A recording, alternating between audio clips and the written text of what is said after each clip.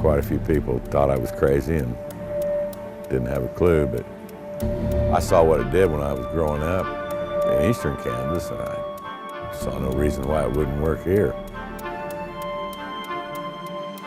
And it's amazing what it does to the prairie itself. And the next year out, there's way more forage and legumes and lots of forbs, and it's just a good thing. You know, this landscape was driven by fire and bison. In the absence of fire, woody species such as eastern red cedar, honey mesquite, they encroach upon the prairie. They come out of places that they normally would grow. Tree encroachment means less forage available for livestock, which also equates to loss of habitat for the lesser prairie chicken. Wherever a cedar tree grows, no grass is growing under it, so you have no production, but yet you're still paying the taxes.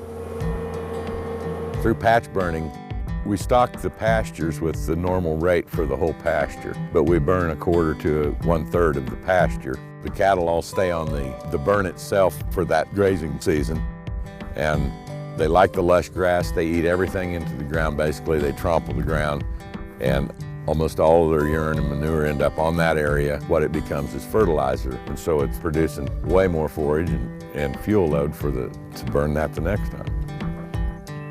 What makes the patch burning system so compatible with prairie chicken biology is that lesser prairie chickens need taller, denser structure for nesting, and they need more open areas to rear their young.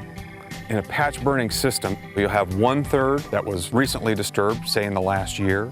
You have another 1/3 that was disturbed maybe 2 to 3 years ago, and then you'll have your final 1/3 that hadn't been burned for 3 to 5 years. And it's just perfect for prairie chickens. And that system we're finding works really, really well for livestock. These sandhills, they were just covered in the eastern red cedar, plum bushes, and sand sage. And when I knew I needed to start burning, it was an overwhelming thought. I think it's important to be a part of an organized prescribed burn association. You know, I think that makes it a lot safer. And then it's something that other ranchers can get involved with. We're all learning as we're going, slowly one rancher at a time.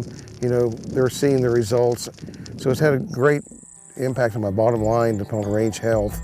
It's allowed the grass to come back and thrive, and these woody species are kept in check. This ranch was pretty much covered in cedar trees. The grass was getting shorter and shorter, less and less forbs, less and less native legumes, everything, due to the stocking rate staying the same. But since we started burning, that's all changed now, and the trees are gone, and it works great. The more we burnt and the more we cut, the more the chicken numbers came up. And I think there's around 300 right in this area, and numbers are still growing.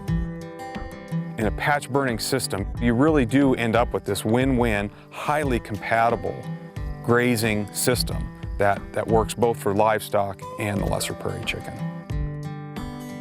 What benefits chickens is benefiting me and benefiting the land. So I'm really happy to be working with the Lesser Prairie Chicken Initiative, and it's just a win-win project all the way around. My goal is always to try to make this the way it was under nature. And I think that I'm heading in the right direction. I just think there's a lot of important things to stewardship, and one of them is passing my knowledge and the use of fire to the next generation and the next generation, because people get scared of using fire and they quit, you know, after one passes on.